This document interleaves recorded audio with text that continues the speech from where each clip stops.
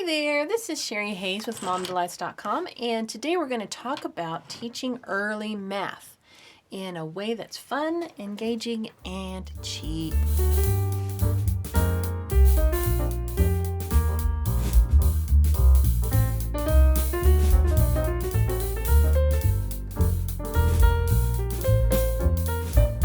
What you see here is a smattering of a whole bunch of stuff. And I know that this is like the cheapest of the cheap. I found this very effective, and you'll see it is really logical, even though it looks like a mess. Okay, so first off, I wanted to talk to you about some of the basics of teaching early math. Now, early math is usually pretty easy for most of us to do, but we still are concerned that maybe we want to make a good foundation and we want to teach our kids the basics. The first thing we have to consider is readiness. Is our child even mature enough to grasp these basic math concepts and to keep them and retain them and understand them?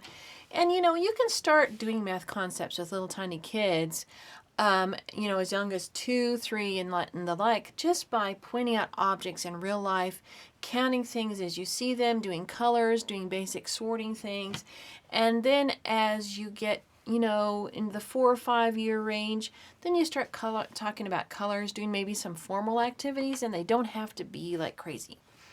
Okay, so the first step in helping your child understand math is just working with objects. So, you have objects around your house. You don't really have to buy anything. You've got some toys, you've got spoons and knives and forks in your drawer.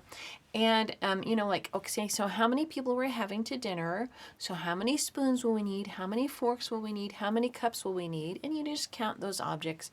And that's really easy. Really, the organic type of just engaging your child and including him in your life is going to really help just set the stage. But then when you want to do something more formal, there's some other things you can do. One of them being is I have here a bunch of game pieces, and you can buy game pieces separately, or you can go to a teacher's supply store, teacher supply place online. You can go to Hobby Lobby. You can go to the Dollar Tree. You can find things that can be sorted, and you just buy some of these little cups. And you have them put all the purple ones in one cup, like that. And you can just have fun doing that and say, oh, which is bigger, and smaller, and, it's just basic stuff. You don't really have to spend a lot of time on it. If you've been talking and engaging your child up to a certain age, they pretty much get it already, so it's kind of redundant, but it can be kind of fun. And making sure you solidify that, you can sort. And then after you've sorted these objects, then you can say, well, how many purple ones are there? Let's count them. And it's even more fun if you do money. Because little kids, they love money and they love change. So, if you had, just take your pocket change. Well, let's make stacks. Let's put them in stacks of 2s, right? And I'll show you a faster way to count pennies. And you stack the pennies in stacks of 2, and you say 2. See, it's 1, 2, right? So I go 2, 4, 6, 8, like that. And you could plan a certain part of your day just to spend time with your child doing these kind of fun things. If you have older children, or if you're just starting out, just say this is our special time, just for practicing their letters. And you can say, well, let's just sit down and have a game together. And you just kind of do some basic counting. You don't get really, really strict on it. You're just kind of learning about counting numbers, sorting, and all that kind of stuff, counting objects. And then that's all you need to do at that stage, right? At a certain point, however, you're going to want to start attaching your counting to numbers. And so that's when we get into the number recognition, right? Now, one of the funnest ways to do that is with this 100 chart. Now, I created this myself real quick with Affinity Publisher, and so I will have this PDF linked to the post I write about it on my blog, momdelights.com, and you can just download and use this. Now, there are many forms of this 100 chart. This is my favorite, okay? This actually has the tens on the one side, And here's the ones, I mean, across here. And you can just see the patterns. Here's the 2s, here's the 4. You know what I'm saying? You can just see the patterns of these numbers. Really easy. It's so fun. My daughter, and she's 12, and she's still seeing patterns in this chart. So this is a lot of fun, and you can do so much with this. You can just do basic recognition. 1, 2, 3, 4. Just have them count to 10 first. And then you're practicing with 10, you know. And then you're going to go to 20. And that's cool. And you can talk about the teens. And the teens is like 3, 10 is 13, you know. Teach them that. And then with this chart, then you can have them you can take just a regular composition book and have them start just writing. You can use a highlighter.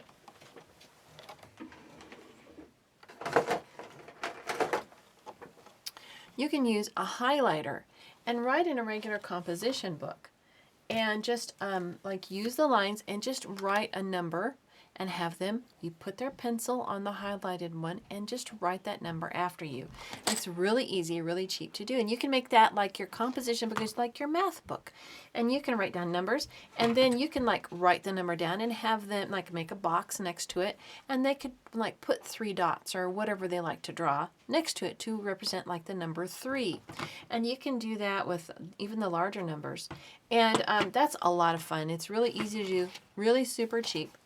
Another thing that is super cheap at this point is to use, popsicle sticks. You can usually find these for very cheap.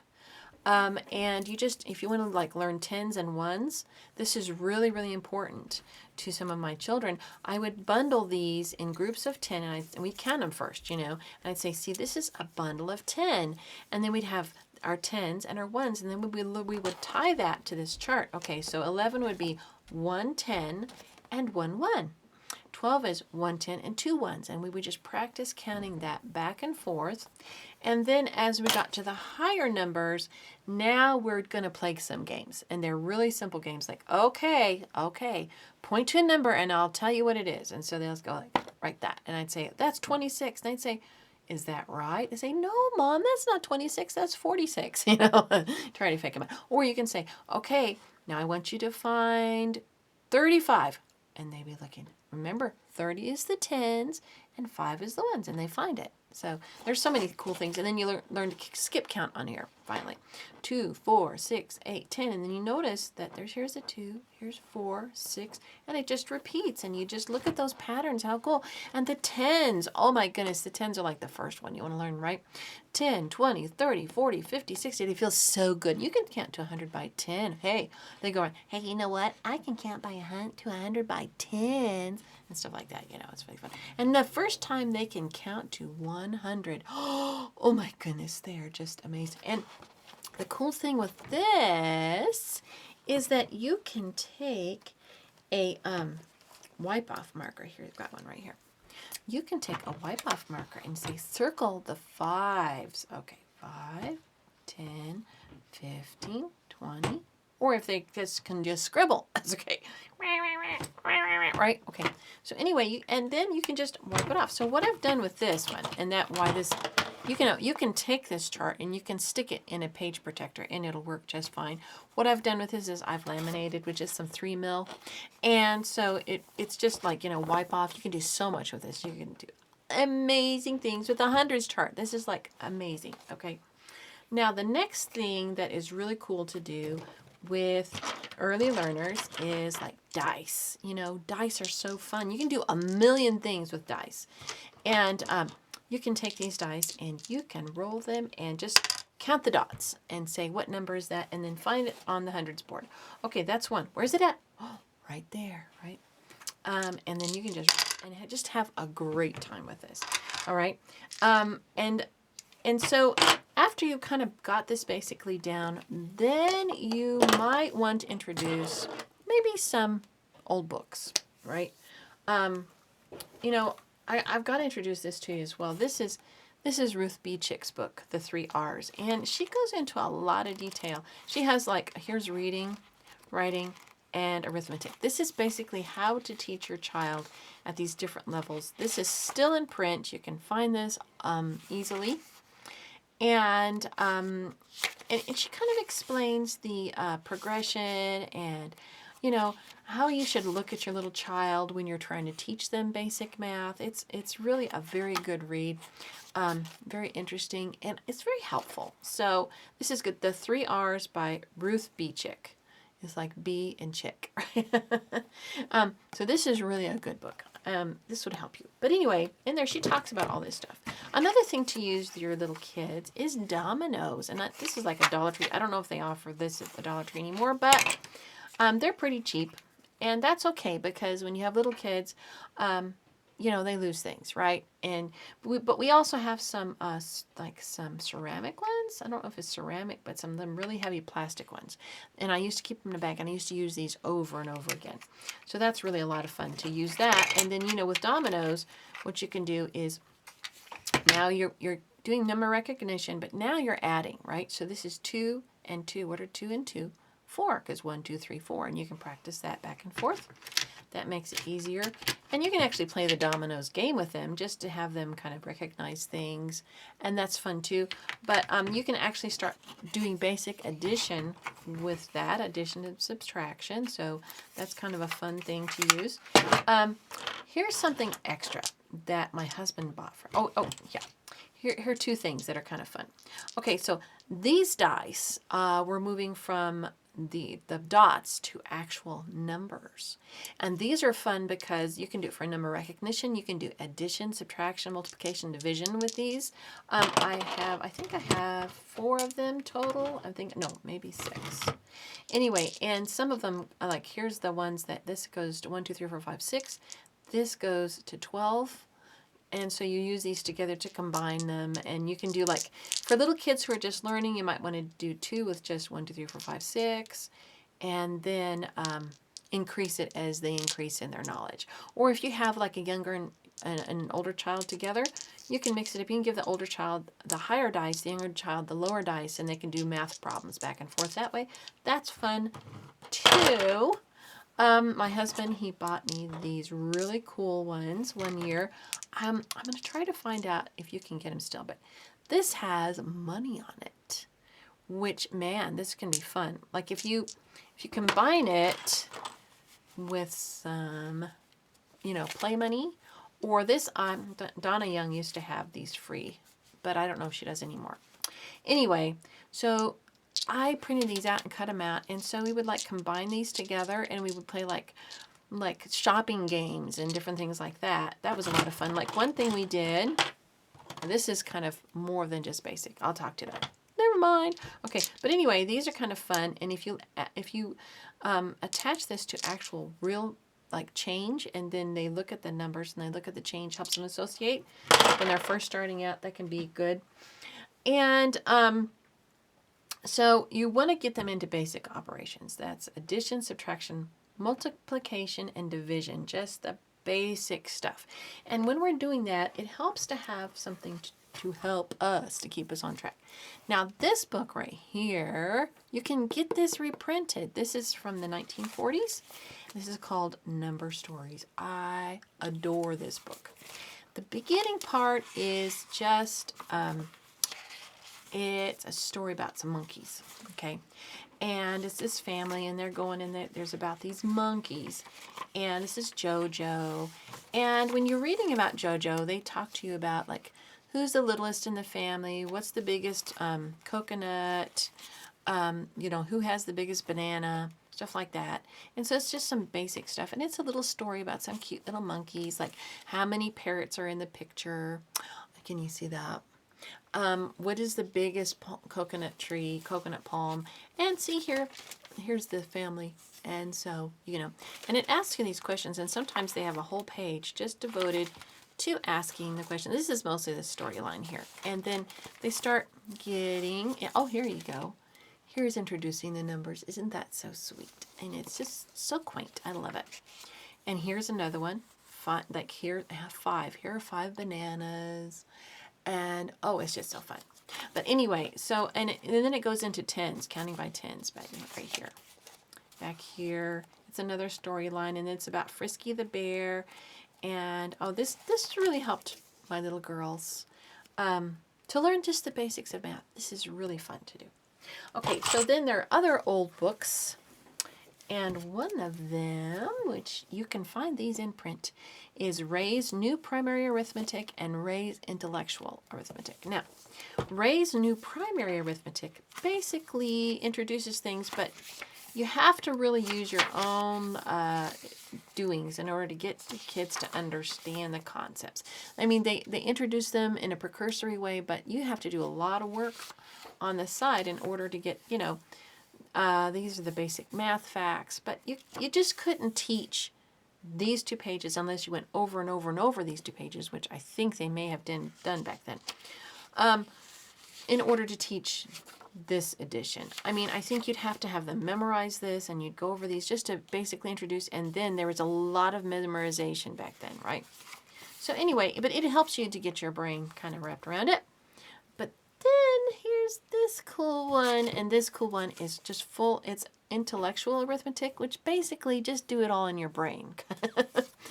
Although I have had my kids do these exercises, you know, you can see that the covers have been used. We've used these a number of times. So I also printed out a whole bunch. When I had a whole bunch learning at once, I printed out stuff. Anyway, so this is your basic operations book.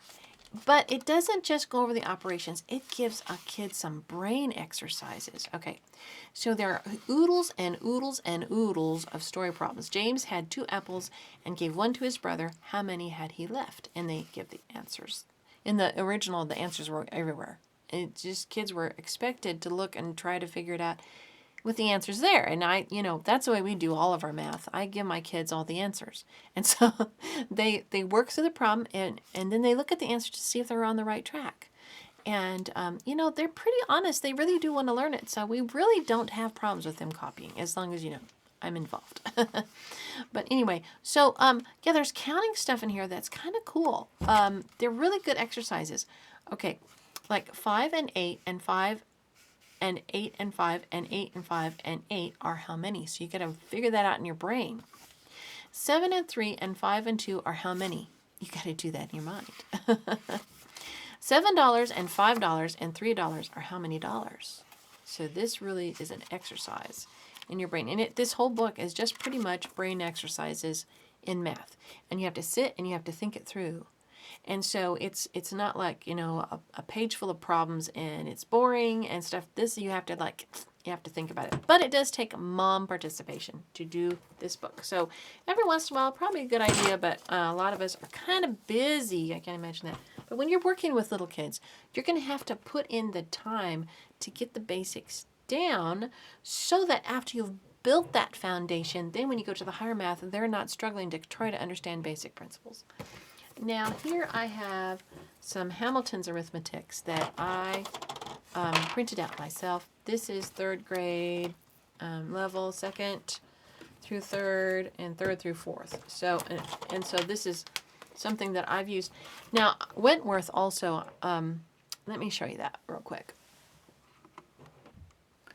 So this is some Wentworth math. I got this off of Google Books. I'll link it below. And this is a really neat option if, you know, you're just not finding that there's enough information in here. And because you can get this free. I mean, these are in print, but you can get them online very easily. There are numerous versions of this that you can find online. But if that's just not working and you need to go a little slower, Wentworth is really great for that. I like the Hamiltons, but the Wentworth is really cool because, you know, look at all these cool things, these questions and these different, they have the pictures, and I don't know, I just love the gentle approach that this gives. I wish I could redo this in such a way for modern times. I tried to do this recently, fairly recently, and something happened to my computer and I lost the file. But anyway, there's just something so gentle and so sweet about the old ways to do things, you know? Oh, it's just so wonderful. I wish I could teach little kids again. It's so fun. Yeah, so this is a good way just to sit, like with each lesson, if you just sit with your little child, you can cuddle with them on the couch, and you can just go through the questions of each lesson. And there's enough lessons that your child will be easily able to grasp what they need to know. Besides, playing a few fun games. And, you can split it up. Like one day you can be reading through one of these lessons, and see, it's usually a lesson per page. It's not huge, right? You can just go through one of these. Look at this. 5 children were playing Snap the Whip. 2 were snapped off. How many were left?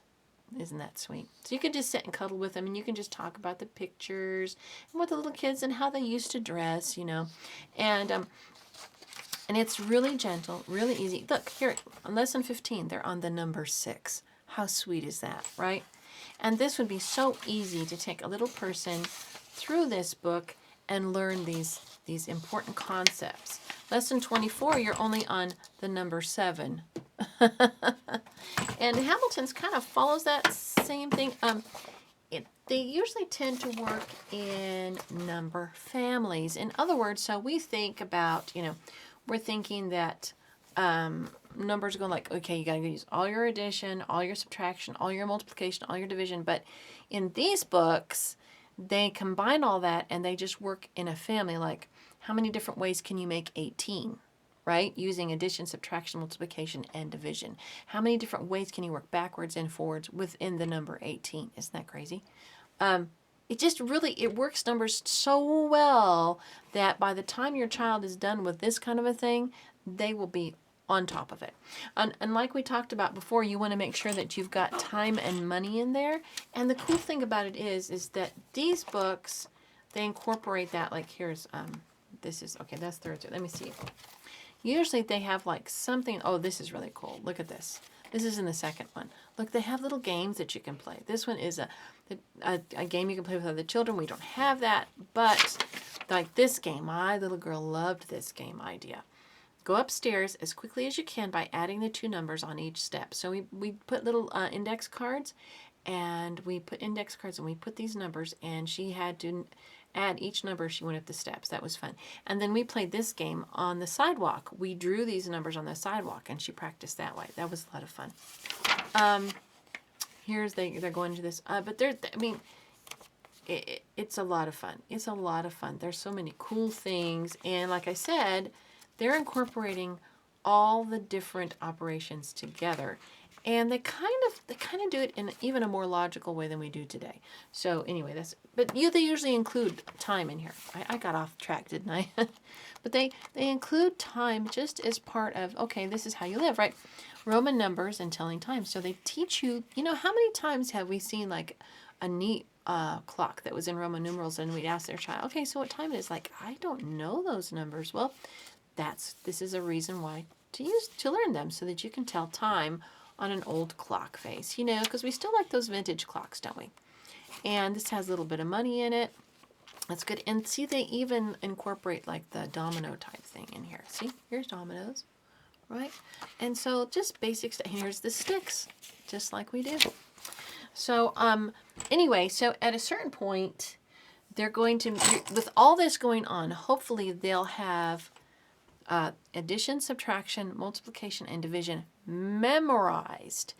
And after that is memorized, after they understand these basic concepts, then you can move them forward. Now, here is a word of caution and a word of understanding. I know we're eager beavers as parents. We want our kids to move forward as fast as we want them to be competitive. Schools say kids need to know X, Y, and Z. They need to be engineers someday. And I got to tell you, there is evidence that kids that are forced to learn math at younger and younger ages, they burn out. They don't have time to be kids to understand how the world works before they have to put everything in abstract understanding. Okay, there's this guy, his name was Benezet, I think. Benezet. I am probably not pronouncing it correctly. I might not even have the right name. It is Bene something. And on the post that I have on my blog, I will link all this information. And so what happened is he did this study, and he took 2 similar classes in construction, as far as where they came from, their backgrounds, their ages, and the mixed genders and everything. And one class he put through math really early, just early concept math. The other class was allowed just to play and know general concepts, but just concentrate on language arts and the other things until they reached a certain age, like 9 or 10. They found out at the ages of 11 and 12 that the class that was forced to learn abstract math concepts at an earlier age did poorly on tests, and the class that was allowed just to like learn more language arts and more about life before they started into academic math, abstract math, they did better and they were more interested in math, and so they were probably going to be the engineers. So just keep that in mind. You don't have to force your child to do all this concrete math stuff too early. Let them play. Teach them to read first. It's okay. We feel so guilty. I've just been spending so much time teaching my child to read that now I've neglected math and science, and I just feel like, oh my goodness, we're supposed to do STEM, STEM, STEM, STEM, STEM. And I got to tell you, burning kids out with STEM too early, it just keeps them from reaching their potential. So, just hold back a little bit. And you know what? There are so many stories of kids that didn't know anything about math. They start math at the age of 12 and they finished high school in 3 years. And there's I one time I read a story of some Army inductees during World War II.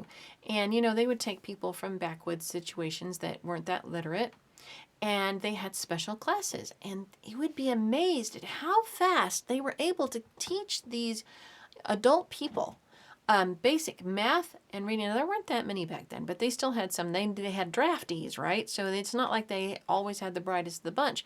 But they took these people, and just in like 6 months, they could bring them from knowing nothing, basically, in the areas of reading and writing and arithmetic. And they could bring them, in 6 months, they could bring them to like a junior high level. Seriously. And we think it's like this huge complicated thing that takes all these years. And of course, you want to help your kids as they're growing. There's nothing wrong with that. But we got to realize that a lot of this information is really, if you concentrate on it, that if a person is at the right maturity, they can get it really fast. So just keep that in mind, and don't be discouraged. If you have a little person that's having a little trouble with math and they're not that interested, well, take a little break and come back, right? And then just concentrate on the basics, get them understanding abstract things, and then, concrete things, and then slowly introduce the abstract, and you'll do much better. So I hope this blesses you. I hope this helps you. Now I want to give you something more. So I would like to leave you with something important today. And that is that even though you might have some baggage, let's say you didn't do well in school. Let's say math was your most horrible subject and you feel rotten that you can't do it. Let's say that somebody in school is mean to you, a teacher, maybe your parents, your spouse, your employer, I don't care who it was. Someone was mad to you, and you've got this mad at you and you've got this baggage. And you're just thinking, I can't be successful. I've got this baggage. I've made mistakes. I've got all this trash and all this stuff, all this burden, because of Jesus. If you believe Jesus, he is in the work of restoration. And the cool thing about it is, did you know that frontiersmen, my dad, he was a mountain man. He belonged to a club, and he owned actually a mountain in Arizona. And he belonged to this club where they actually dressed in buckskins, and they went around, they had their old rifles and everything. And mountain men, when they had their baggage, they didn't call it baggage. They called it possibles. And did you know that God is in the work of restoring, and he takes our baggage and he turns it into possibles? So we have Romans 8:28. God works all things together for the good of those who love him and are called according to his purposes. So if you have baggage, allow God to turn your baggage into possibles.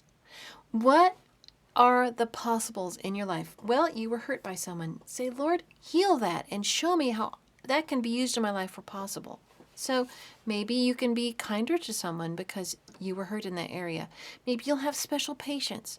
Maybe because you made a mistake, then you can take each person that you meet, each child that you have, and you can decide to make that into a godly thing and have kindness. You know, God is infinite. His kindness is so excessive. You could never run out of God's kindness. And did you know that kindness is one of the fruits of the Spirit that we get when we have, in Galatians chapter 5, verses 22 through 23, we have the list of the fruits of the Spirit. Those are ours. Why? Because we earned them, because we developed them, because we had a mindset, because blah, blah, blah. No, they're ours because we're born again. And we're new creations. That's 2 Corinthians 5:17. We are new creations, something totally new that's never been in the earth before. You take your baggage and allow God to use it for His possibilities, for the glory of His kingdom, to have a bit of heaven on this earth. Well, you have a wonderful day. Please like and subscribe. Bye-bye.